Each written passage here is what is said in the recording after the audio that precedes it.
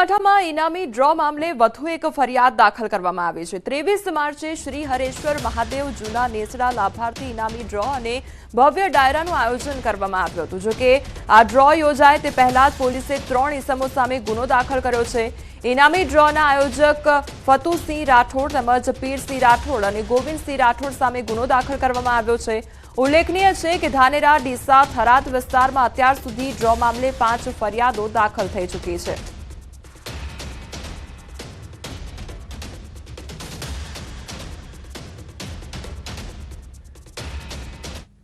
આ તરફ થરાદના કર્ણાસર નજીક ખનીજ ચોરી કરતા શખ્સોએ ખનીજ વિભાગની ટીમ પર હુમલો કર્યો છે।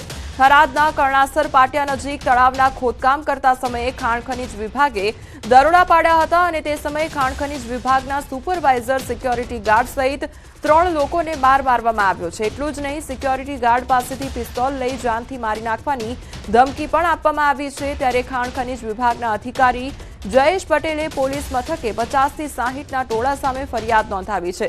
જોકે ખનીજ માફિયાઓએ હુમલો કરી જપ્ત કરાયેલ 4 વાહનમાંથી એક જેસીબી લઈ ફરાર થઈ ગયા છે। ભાયલીમાં અર્બન રેસિડેન્સીમાં પેવર બ્લોકની કામગીરી દરમિયાન મોટી દુર્ઘટના થતા ટળી છે। પેવર બ્લોકની કામગીરી દરમિયાન એલપીજી ગેસની લાઇન લીકેજ થઈ। લાઇન લીકેજ થતા રેસિડેન્સીમાં રહેતા નાગરિકોમાં દોડધામ મચી ગઈ હતી। આ બાબતની ફાયર બ્રિગેડને જાણ કરાતા ફાયરના જવાનો સ્થળ પર દોડી આવી અર્બન રેસિડેન્સી ખાલી કરાવી જગ્યાને કોર્ડન કરી દીધી હતી। ત્યારબાદ તાત્કાલિક ગેસ એજન્સીના કર્મચારીઓને બોલાવી સ્થિતિ કાબૂમાં લીધી હતી। સમયસર જાણ થતાં મોટી જાનહાનિ થતા ટળી હતી। ભારતીય વાયુસેના દ્વારા કચ્છમાં એર શો કરવામાં આવશે। સૂર્યકિરણ એરોબેટિક ટીમ હવાઈ કરતબ દેખાડશે। ત્યારે ભુજ સાથે નલિયામાં પણ આ એર શો યોજવામાં આવશે અને નલિયામાં 29મીએ, ભુજમાં 31મીએ એર શો યોજવામાં આવશે। તો માહિતી મળી રહી છે કે સફેદ રણના અવકાશમાં લડાકુ વિમાનોના દિલધડક કરતબ જોવા મળી શકે છે। સૂર્યકિરણ ટીમની સત્તાવાર જાહેરાત બાદ લોકોમાં ભારે ઉત્સાહ જોવા મળી રહ્યો છે।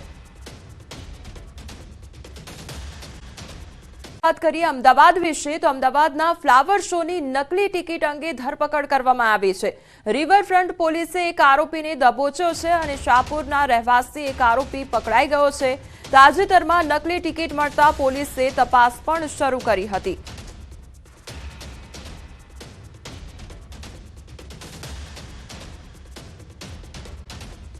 સતત બીજા દિવસે ડિમોલિશનની કામગીરી હાથ ધરવામાં આવી છે અને બાલાપરમાં 66 જેટલા દબાણો દૂર કરવામાં આવ્યા છે અને 12,500 ચોરસ ફૂટ જગ્યા પર દબાણ દૂર કરવામાં આવ્યા છે। તો પોલીસના ચાંપતા બંદોબસ્ત સાથે ડિમોલિશનની કામગીરી કરવામાં આવી રહી છે। તો સરકારી જમીનો પર દબાણ દૂર કરવામાં આવ્યા હતા અને બેટ દ્વારકામાં સતત બીજા દિવસે દબાણ હટાવવાની કામગીરી યથાવત રાખવામાં આવી છે। બેટ દ્વારકાના બાલાપર વિસ્તારમાં તંત્ર દ્વારા 66 થી વધુ દબાણો હટાવી દેવામાં આવ્યા છે। કુલ 12,500 ચોરસ મીટર જગ્યા પરનું દબાણ દૂર કરવામાં આવ્યું છે। લગભગ 6.76 કરોડની કિંમતની સરકારી જમીન પર દબાણ હટાવી દેવામાં આવ્યું છે। દબાણ હટાવવાની કામગીરી દરમિયાન 1000થી વધુ પોલીસ જવાનોની તૈનાતી રાખવામાં આવી છે। તો દબાણ હટાવવાની કામગીરી દરમિયાન પીજીવીસીએલની ટીમ પણ સાથે રાખવામાં આવી છે। મહત્વનું છે કે ગેરકાયદેસર દબાણોને લઈ તંત્ર દ્વારા 3 જાન્યુઆરી અને 7 જાન્યુઆરીએ નોટિસ પણ મોકલવામાં આવી હતી અને નોટિસ બાદ કામગીરી કરવામાં આવી હતી। તો દબાણ હટાવવાની કામગીરીને લઈને દ્વારકાના રહીશોમાં પણ ગર્વની લાગણી જોવા મળી હતી। સ્થાનિકોએ જણાવ્યું હતું કે ડિમોલિશનની કામગીરીનો સીધો ફાયદો નાગરિકોને થશે। તો વિકાસ કાર્યોને વેગ મળશે, પર્યટન સ્થળો સુંદર બનશે, તો પ્રવાસન ઉદ્યોગ અને વેપારીઓને ફાયદો થશે। ત્યારે હાલ સ્થાનિકો પણ ડિમોલિશનની કામગીરીને બિરદાવી રહ્યા છે।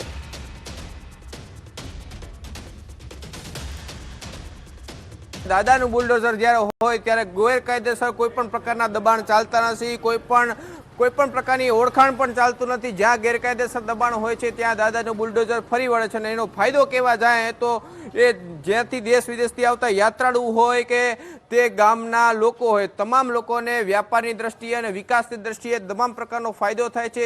હજારો એકર જમીન ગૌચરની જે દબાવીને બેઠા હતા બેટ દ્વારકામાં, તેમને દાદાએ તેમનો બુલડોઝરનો પરચો દેખાડ્યો છે।